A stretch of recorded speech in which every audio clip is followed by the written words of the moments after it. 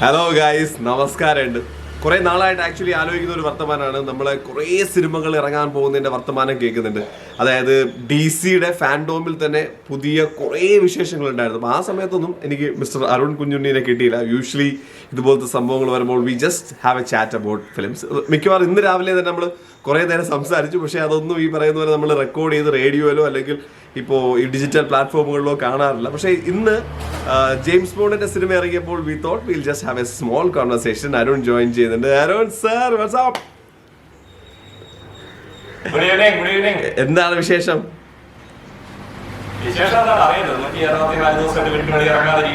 അതെ, പത്രങ്ങളിലൊക്കെ താങ്കളുടെ ഫോട്ടോ വന്നു. ഇവരെ സൂക്ഷിക്കുക. അതെ, ഇനി പുറത്ത് കണ്ടു കഴിഞ്ഞാൽ എന്ത് ചെയ്യണമെന്ന് അറിയില്ല. പുറത്തിറങ്ങിയപ്പോഴത്തേക്കും ലോകം മുഴുവൻ മാറി എന്നൊക്കെ പറയുന്ന അവസ്ഥയല്ലേ?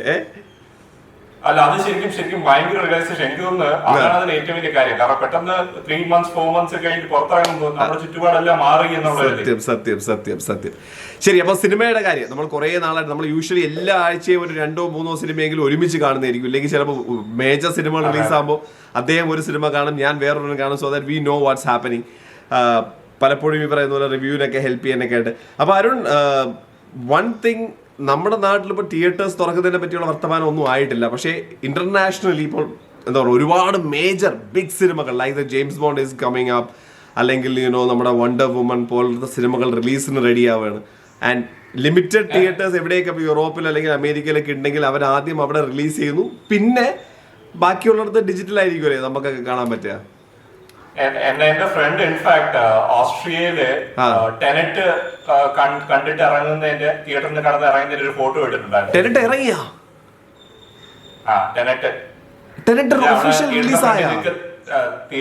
തിയേറ്ററിന്റെ ഫ്രണ്ടിൽ നിൽക്കുന്നതോ അങ്ങനെ എന്തോ. റിലീസ് ആയിട്ടില്ലല്ലോ. എനിക്ക് തോന്നുന്നു മേ ബി ഫിലിം സർക്കിളിലുള്ള ആരെങ്കിലും ആയിരിക്കും, വല്ല പ്രിവ്യൂ ഷോ ആയിട്ട് കണ്ടതായിരിക്കും. ഇത് തിയേറ്ററിന്റെ ഫ്രണ്ടിലായിരുന്നു. വിയന്ന ഓസ്ട്രിയ ആണെന്നാണ് വിശ്വാസം. ഈശ്വര, എനിക്ക് വയ്യ. ഞാൻ ആലോചിക്കരുത്, ഇപ്പൊ ടെനറ്റൊക്കെ നമ്മൾ എന്താ പറയാ, സ്ക്രീനിൽ കണ്ടു കഴിഞ്ഞാൽ അതിന്റെ പകുതിയല്ല, ഒരു 1/4 ഭാഗവും നഷ്ടപ്പെടും എന്ന് പറയുന്ന സാധനമാണ്. ചില സിനിമകൾ ബിഗ് സ്ക്രീൻ കാണണം. അതിലൊരെണ്ണമാണ് നമ്മൾ ജെയിംസ് ബോണ്ട് സിനിമയുടെ കാര്യം പറയുന്നത്. ജെയിംസ് ബോണ്ട് സിനിമയുടെ പുതിയൊരു ട്രെയിലർ റിലീസായി. And I just absolutely love the first one. Okay, first trailer ഞാൻ ശംഭു കൂടെ റിവ്യൂ ഒക്കെ ചെയ്തു. And I enjoyed that. So താങ്കൾ കണ്ടില്ലല്ലോ ഇത്? So we'll do one thing. We'll just first get into this. നമുക്ക് കണ്ടിട്ട് നമുക്ക് ബാക്കി ഇതിന്റെ വർത്തമാനം സംസാരിക്കാം. ഓക്കെ, അപ്പൊ നമുക്ക് 3, 2, 1 go. Show Rajinikanth style.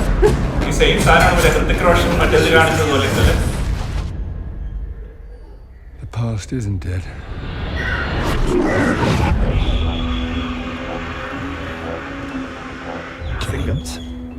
Fate draws us back together. Now your enemy is my enemy. His name is Safin. And what does he want? Revenge. That confidence will be big time. When her secret finds its way out, it'll be the death of you. You can imagine why I've come back to play. There's a young lady in Santiago I want you to meet. You're late. When you're ready. Salute. Well, I met your new 00. She's a disarming young woman. I get why you shot him. Yeah, well, everyone tries at least once.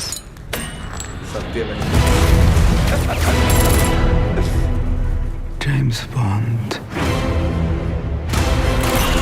We both eradicate people to make the world a better place. I just want to be a little tidier. Come on, Bond. Where the hell are you? എന്റെ അമ്മേ, ഇത് കുറെ തെലുങ്ക് പടം ഉണ്ടല്ലോ. You ever flown one of these? Nope. കുറെയൊക്കെ കണ്ടത്. Harder to tell the good from bad, villains from heroes these days. What is it? You don't know what this is. He's going to kill millions.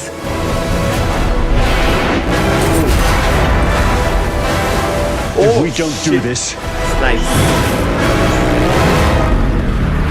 nothing left to save.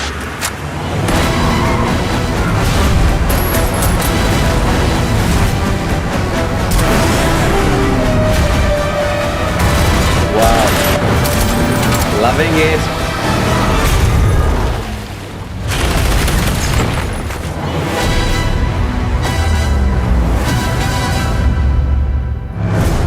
November, yaar. November. അല്ലേ കണ്ടു കഴിഞ്ഞാ? ഇതിലൊരു സംഭവം എന്ന് പറഞ്ഞു കഴിഞ്ഞാൽ ഒരു trailer edit ചെയ്യണത് എങ്ങനെയാണെന്നുള്ളത് ഭയങ്കര രസകരമായ ഒരു സംഭവമാണ്. അത് ഇതിൽ വളരെ ക്ലിയർ ആണ്. കേൾക്കുന്നില്ല. അല്ല, ഒരു ട്രെയിലർ എഡിറ്റ് ചെയ്യേണ്ടത് എങ്ങനെയാണെന്നുള്ളത് വളരെ ക്ലിയർ ആയിട്ട് ഇതിനകത്ത് കാണിച്ചിട്ടുണ്ടെന്ന്. സത്യം മാൻ, ഒരു രക്ഷയില്ലല്ലേ. അത് ഐ മീൻ സിനിമ എത്രമാത്രം, പക്ഷെ അതിന്റെ ആക്ഷൻ സീക്വൻസസ് തിയേറ്ററിലൊക്കെ കാണുമ്പോഴുള്ള ഒരു ഫീൽ എന്തായിരിക്കും എന്നുള്ളത് ഏകദേശം കിട്ടുന്നുണ്ട്. ഒരു രക്ഷയില്ല. ചില എനിക്ക് ആ ഇങ്ങനെ ഒരു ക്യൂവിനെ എനിക്ക് ഇഷ്ടമാണ് കേട്ടോ, ആ യങ് കൈൻഡ് ഓഫ് ക്യൂ. ബാക്കി നമ്മൾ കണ്ടു വളർന്ന എല്ലാം ക്യൂ എന്ന് പറയുന്നത് നല്ല പ്രായമായ കുറെ ക്വാർട്ടർ മാസ്റ്റർ വരുന്നത്. ഇയാൾ കൊള്ളാം. ഇയാളെ ആ ഫ്ലൈറ്റ് ഇങ്ങനെ വരുന്നത്, പിന്നെ അതിങ്ങനെ ജോയിൻ ചെയ്ത് വെള്ളത്തിനടിയിൽ സബ്മറൈൻ പോലെ പോകുന്നു. നൈസ്, കുറെ gadgets. I mean that was something. ഈ ഡാനിയൽ ക്രെയ്ഗിന്റെ ബോണ്ട് റീഇമാജിനിങ് ചെയ്തപ്പോൾ വളരെ ഡാർക്കായി, റിയലിസ്റ്റിക് ആയി.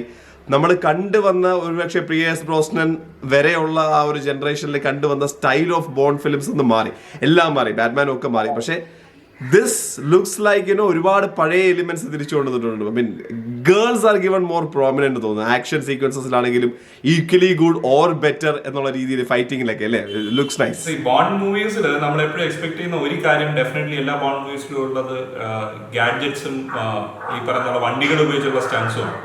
അതെനിക്ക് തോന്നുന്നു ഇതിനകത്ത് വളരെ ക്ലിയർ ആയിട്ട് കുറെ മൊമെന്റ്സ് കാണിച്ചിട്ടുണ്ട്, which is worth looking forward to. സത്യം. പിന്നെ രണ്ടാമത്തെ കാര്യം എന്ന് പറഞ്ഞു കഴിഞ്ഞാൽ എനിക്ക് എപ്പോഴും തോന്നാറുണ്ട്, ജോൺ വിക്ക് വന്നതിന് ശേഷം ആക്ഷൻ എന്ന് പറയുന്ന ബെഞ്ച് മാർക്ക് ഭയങ്കര ഹൈ ആണ്.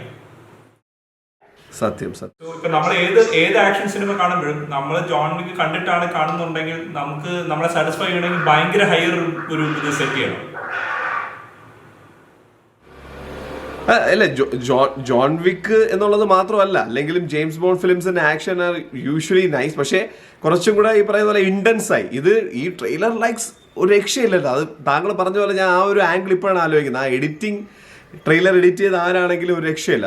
That A very good job. അതും ആലോചിച്ച് നോക്ക്, കുറേ സീൻസ് ഒക്കെ നമ്മൾ ഫസ്റ്റ് ട്രെയിലറിൽ കണ്ടതാണ്. പക്ഷെ എന്നാൽ പോലും നമുക്ക് കുറേ പുതിയ, നമുക്ക് ആകാംക്ഷ കൂട്ടുന്നെന്ന് പറയുന്ന പോലെ കുറെ സാധനങ്ങൾ നമുക്ക് ഇവിടെ ഇങ്ങനെ ബ്രെഡ് ക്രംസ് പോലെ തന്നിട്ടുണ്ട്. സോ അടിപൊളി.